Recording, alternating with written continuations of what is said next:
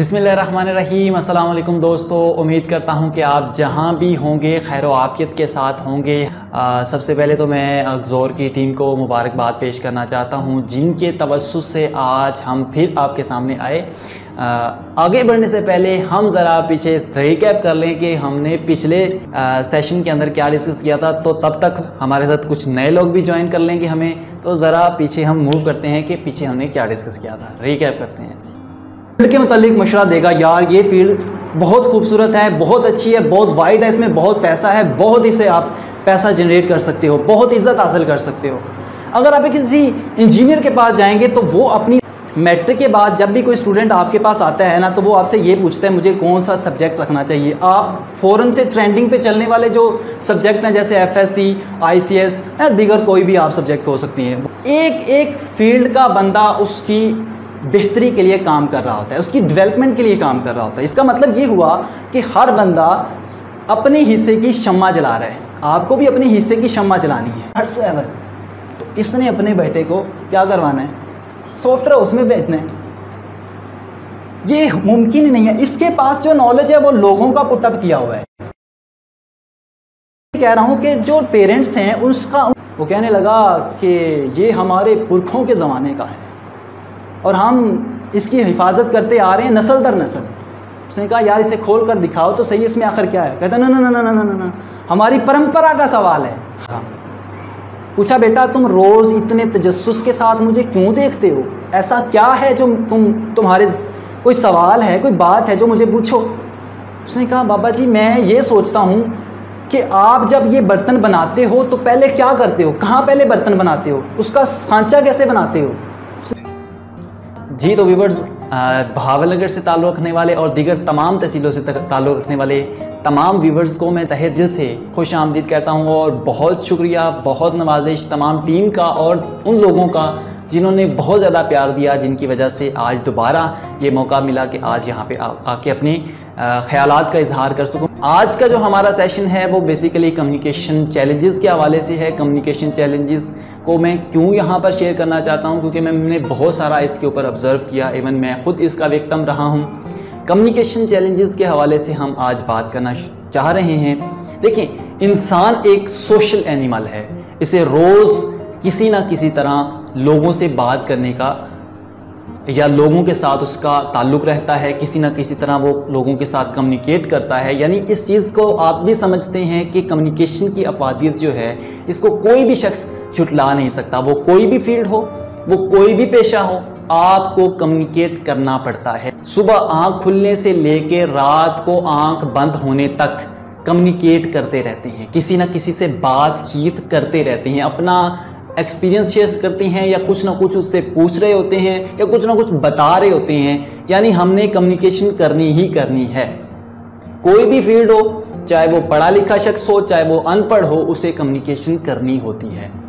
इंसान जब दुनिया में आया था उसने आँख खोलते वक्त ही एक लैंग्वेज जो सीखी, जिसमें क्या था, बच्चे ने रोकर अपने जज्बात को एक्सप्रेस किया, कुछ हाजत तलब की, दूध मांगा या कुछ भी तलब किया, उसने वो ज़ुबान सीखी जिसे आज बॉडी लैंग्वेज कहा जाता है। यानी बॉडी लैंग्वेज से अपनी रिक्वायरमेंट्स जो हैं, अपने तासुरात जो हैं अगले बंदे को शिफ्ट कर देना, इसे बॉडी लैंग्वेज कहा गया। यानी ये बात समझ लीजिए कि इंसान ने जो सबसे पहली ज़ुबान सीखी वो क्या थी, बॉडी लैंग्वेज, जिसके बाद इंसान ने उसके अंदर वोकल्स का इस्तेमाल करना शुरू कर दिया और जो बाद में एक ज़ुबान बन गई जिसे हम ह्यूमन लैंग्वेज कहते हैं। और इसके बाद हम एक दूसरे के साथ कम्युनिकेट करने लगे।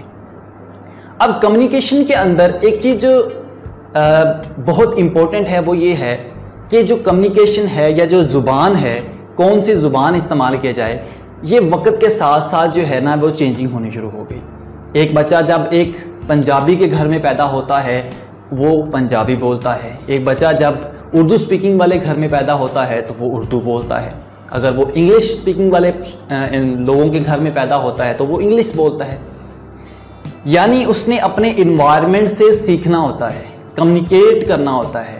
द प्रॉब्लम इज़ कम्युनिकेशन के जो चैलेंजेस हैं या फैक्टर्स हैं अफेक्ट कर रहे होते हैं कम्युनिकेशन को, लो कम्युनिकेशन एंड अफेक्टिव कम्युनिकेशन, वो ये है कि बचपन में आपने देखा होगा कि एक बच्चा जब बड़ों की महफिल में बैठता है तो बड़े इस बात पर उसे उकसाते हैं कि बेटा बड़ों की महफिल में छोटे नहीं बोला कर दे, तुमने चुप करके बैठना है, तुमने कोई बात नहीं करनी। यानी उसकी वो सलाहियतें जिसमें उसने ग्रूम करना था, बस वो सीखता जाता है, देखता रहता है कि अब बड़े बोल रहे हैं, मैंने नहीं बोलना।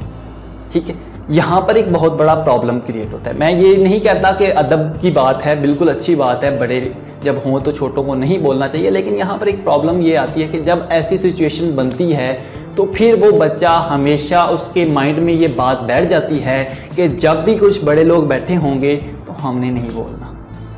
ठीक है, आपने भी देखा होगा, आप कहाँ से ताल्लुक़ रख रहे हैं, अरुणाबाद से हैं, आप चिश्तियाँ से हैं, आप मिसनाबाद से हैं, आप बहावलनगर से, जहाँ से भी हैं यार, आपने अपने बचपन में ये चीज़ को एक्सपीरियंस किया होगा या आप भी कर रहे होंगे कि बड़ों की महफिल में छोटे नहीं बोलते। यानी ये हमारे हाँ इस चीज़ का मतलब बहुत ज़्यादा कंसेप्ट पाया जाता है। फिर वो ये होता है कि वो बच्चा जब भी कोई बड़े लोग बैठे होंगे, बुजुर्ग बैठे होंगे, उनके सामने बात करते हुए हिचकिचाहट का शिकार होता है। अंदर का एक फियर उसके सामने आ जाता है जिसकी वजह से वो लोगों के सामने बात नहीं कर पाता, in front of audience, in front of camera, in front of public, in front of students, मतलब हर जगह पे उसको कम्युनिकेशन की वजह से मार पड़ती है, लैक ऑफ कम्युनिकेशन की वजह से। आज के नौजवानों के अंदर क्या प्रॉब्लम है, यही प्रॉब्लम है, जब वो यूनिवर्सिटीज़ के अंदर आते हैं तो वो कम्युनिकेट ठीक से नहीं कर पाते, इवन अपना इंट्रोडक्शन करवाना उन्हें प्रॉब्लम होती है। मैं जब खुद यूनिवर्सिटी के अंदर एंटर हुआ था, पर उससे प्रॉब्लम ये, इससे पहले की बात अगर मैं करूं तो 9th या 10th तक जो है वो खामोश पंछी की तरह मैं कभी बात नहीं करता था। लेकिन फिर आहिस्ता आहिस्ता टीचर्स कुछ ऐसे मिले, कुछ माहौल ऐसा मिला, कुछ लोग ऐसे मिले, लाइक तारक अजीज़ जो है वो 17 जून को हमें दुनिया से छोड़ गए, उनसे मैंने बहुत कुछ सीखा। उनकी बहुत सी बातें मैं अपनी स्पीच के अंदर जो है वो इस्तेमाल करता हूँ, तो मैंने उनसे भी बहुत कुछ सीखा। कम्युनिकेशन जो है वो बहुत ऐसा प्रोसेस है जिसमें आप मुसलसल सीखते हैं। हम ये नहीं कह सकता, ना मैं कहूँगा ना आप कह सकते हैं कि मैंने कम्युनिकेशन के ऊपर फुल गिरफ्त हासिल कर ली। ये एक लर्निंग प्रोसेस है, ये चलता रहता है। किसी ना किसी से कोई ना कोई बात ऐसी मिल जाती है जो आपको इस बात पे उकसाती है कि यार ये इसके अंदर दम है, इस बात के अंदर दम है। मतलब ये कि आहिस्ता आहिस्ता फिर मैंने सीखना शुरू किया और बोलना शुरू किया, रिहर्सल शुरू की, बाहर जाके बोलना, आहिस्ता आहिस्ता बोलना, माइंड और दिमाग और ज़ुबान को एक करने में मैंने थोड़ा रिहर्सल किया। और 8 माह की टीचिंग ने मुझे बहुत कुछ सिखाया। इससे पहले भी करता था लेकिन उसमें तसलसल नहीं था, मतलब छोड़ देना, कभी कर लेना, कभी छोड़ देना, कभी कर लेना। लेकिन जो 8 माह की टीचिंग थी मुसलसल, उसमें बहुत कुछ सीखने को मिला। आप देख लें, बिना तसलसल के साथ बोल रहा हूँ। ये देखिए, ये एक कॉमन सी चीज़ है कि जब आप कम्युनिकेट नहीं करते, जब आप बात नहीं करते, इसका मतलब ये नहीं है कि आप नहीं कर सकते, कर सकते हैं। आप बात कर सकते हैं, आप अपनी फीलिंग्स को लोगों तक शिफ्ट कर सकते हैं। वेरी इंपॉर्टेंट प्रोसेस, बहुत ही इंपॉर्टेंट है। आप किसी भी फील्ड में चले जाएँ, आपको कम्युनिकेशन ज़रूर करनी है। सो आज से सीखना शुरू करें। लेकिन इसमें जो इम्पोर्टेंट चीज़ है वो ये है कि आपका बॉडी लैंग्वेज भी वैसा होना चाहिए। आप देखिए, आप एक किसी से कुछ भी बात, मैं आपसे कुछ कहता हूँ, कुछ ना कुछ तो आपके पल्ले पड़ गया, मैंने क्या कहा है। मैंने कहा है कि आपने कमेंट में कुछ ना कुछ टाइप करना है, मतलब ये कुछ ना कुछ तो समझ रहे हैं। यानी हमारा बॉडी लैंग्वेज जो है वो बहुत इंपॉर्टेंट चीज़ है। कम्युनिकेशन में जो सबसे इंपॉर्टेंट रोल होता है वो आपके बॉडी लैंग्वेज का होता है। अब आपने कोई बात कहनी है, फ़र्ज़ करें किसी के साथ इजहार अफसोस करना है, कोई फौत हो गया है, तो आप उसके पास जाके ये थोड़ी कहेंगे ओह यार बहुत दुख हुआ, चलो कोई गल नहीं। मतलब ये हम अकॉर्डिंग टू सिचुएशन अपने बॉडी लैंग्वेज को चेंज करना सीखें।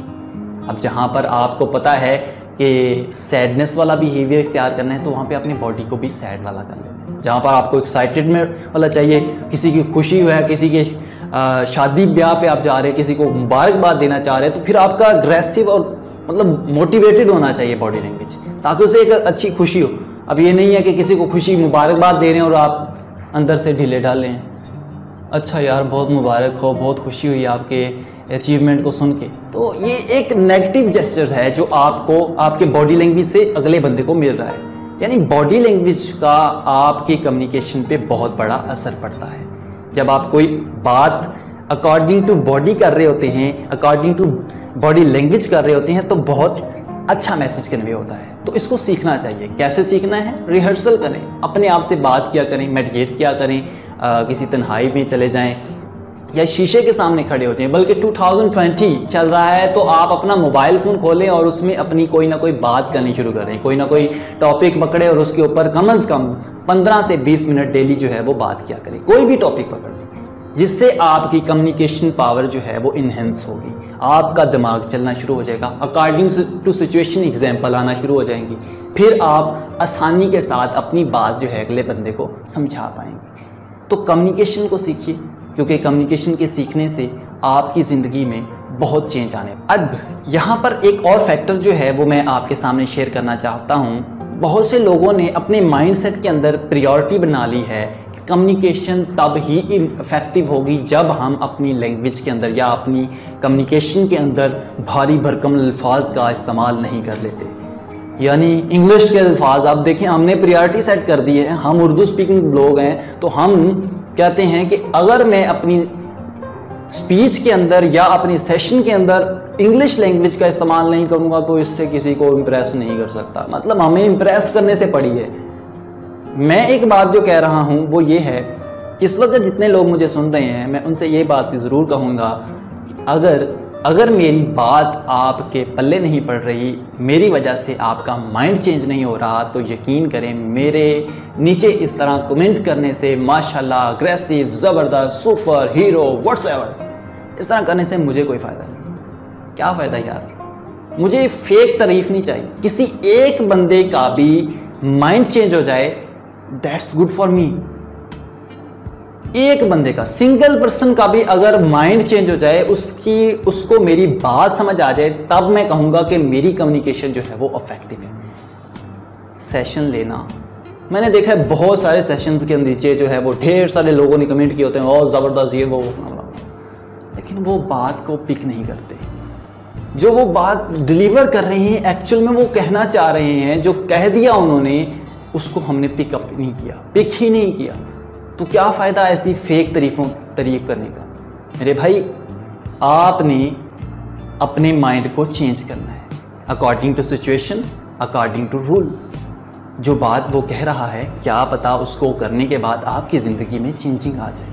अगर वो चेंजिंग उसकी ज़िंदगी में आ गई है तो आपकी ज़िंदगी में भी तो आने वाली है ना।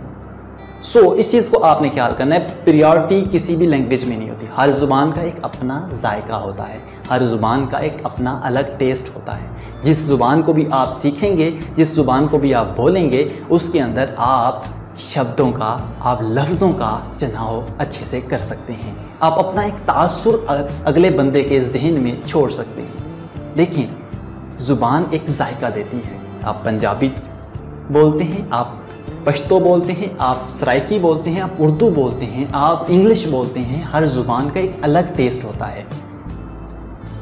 ज़ुबान आपके कैरियर में, आपकी राह में रुकावट नहीं होती। जो मैं यहाँ पे पॉइंट क्लियर करना चाहता हूँ वो ये है, आप जिस सामाईन से या जिन व्यूवर्स से आप मुखातिब हैं, आपको ये देखना है वो कौन सी लैंग्वेज को समझते हैं। अब मेरे सामने बैठे हैं सराइकी, मैं वहाँ पे उर्दू बात करना शुरू कर दूँ, उनके पल्ले ही ना पड़े, वो समझ ही ना पाए, तो मेरे ज़्यादा से ज़्यादा अच्छे और भारी भरकम अल्फाज से कोई फ़ायदा नहीं होने वाला।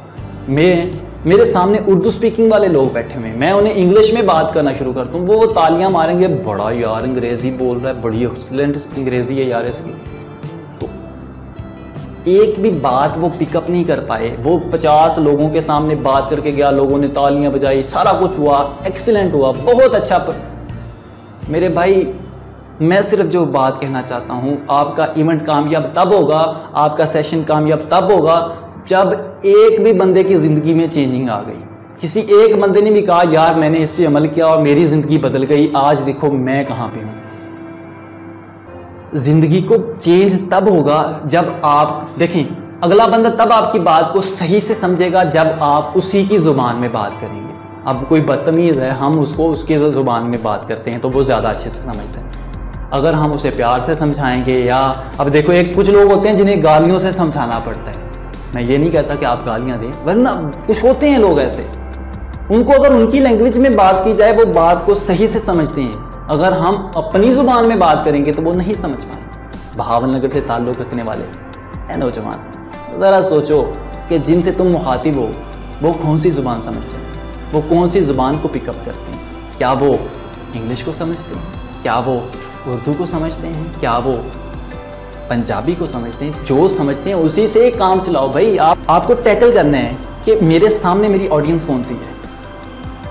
अब हम क्या कर रहे होते हैं, हम भारी भरकम अल्फाज का इस्तेमाल करके वाह वाह करवा के चले जाते हैं, लेकिन किसी एक भी पर्सन की ज़िंदगी में चेंज नहीं होता। वो कोई एक भी पर्सन उसके ऊपर अमल नहीं करता, 2-4 दिन करता है उसके बाद छोड़ देता है। वजह क्या होती है?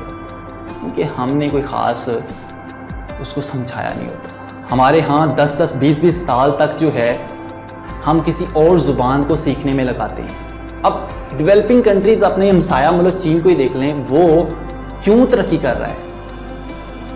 क्योंकि उसने ज़ुबान की प्रायोरिटी को इतनी वैल्यू नहीं दी। वो अपनी ज़ुबान को, अपने सकाफ़त को, अपने विरसा को बचा के रखते हैं। आज वहाँ का जितने भी लोग हैं, वहाँ के जितने भी इम्पोर्टेंट लोग हैं, वो अपनी ज़ुबान को बोलने में फ़ख्र महसूस करते हैं। और हम लोग दूसरी ज़ुबानों को सीखने में अपना बहुत सारा वक्त ज़ाया करते हैं। मैं ये नहीं कहता कोई भी ज़ुबान ना सीखें, सीखनी चाहिए, लेकिन आपको अपनी ज़ुबान पे गिरफ्त और कमांड इतनी होनी चाहिए कि वो इंटरनेशनल लेवल पे लैंग्वेज बन जाए। अब देखिए इंग्लिश के ऊपर लोगों ने काम इतना किया कि अब लोग इंग्लिश के बगैर जो है गुजारा नहीं होता। क्यों? क्योंकि उन्होंने इसकी इम्पोर्टेंस इतनी बढ़ा दी। जो भी मुल्क अपनी ज़ुबान को इतना मतलब वो वसी कर ले, इतना मतलब उसके ऊपर वो इतना लाजमी करार दे दे कि फिर हर मुल्क को मजबूरन उसके साथ वो लैंग्वेज सीखनी पड़ेगी। अपनी ज़ुबान को वैल्यू और वर्थ दें और वो करें जो आपको करना चाहिए। कम्युनिकेशन में ये चीज़ कभी भी मैटर नहीं करती कि आपको इंग्लिश नहीं आती तो कम्युनिकेशन अच्छी नहीं है, आपको उर्दू नहीं आती तो कम्युनिकेशन अच्छी नहीं है, बल्कि आपको ये देखना है कि आपकी ऑडियंस कैसी है, आपको उसके मुताबिक बात करनी है। अगर आपकी ऑडियंस आपके कम्युनिकेशन के मुताबिक है तो आप उसको उसके मुताबिक करें। अगर आपकी ज़ुबान उर्दू है तो सामने उर्दू वाले बैठे हैं तो उर्दू वाले में ही बात करें। ज़रूरी नहीं है कि आप इंग्लिश में बात करेंगे तो तब ही अच्छा मैसेज जाएगा, बल्कि आपकी ज़ुबान का जायका जो है वो आपके उतार चढ़ाव और आपके बॉडी लैंग्वेज। उम्मीद करता हूँ कि आज का ये सेशन आपके लिए काफ़ी हेल्पफुल साबित हुआ होगा। मिलते हैं अपने एक नए सेशन के साथ, नए टॉपिक के साथ। इजाज़त दें अपने मेज़बान मोहम्मद सुफियान शाहिद को। इस तरह के और भी बेशुमार टॉपिक्स जो हैं वो मैं अपने फेसबुक पेज के ऊपर जिसका नाम मोहम्मद सुफियान शाहिद है, और इसके अलावा मेरा यूट्यूब चैनल जहां पर मैं इस तरह के और भी ग्रुप्स जो हैं, 2 चैनल हैं मेरे, एक जी उर्दू बाय सूफ़ी जी और दूसरा मोहम्मद सुफियान शाहिद के नाम से है। आप उसे विज़िट कर सकते हैं, वहां से भी आप मेरी बहुत सी इंफॉर्मेशन जो है वो ले सकते हैं। तो इजाज़त दें, अल्लाह निगहबान।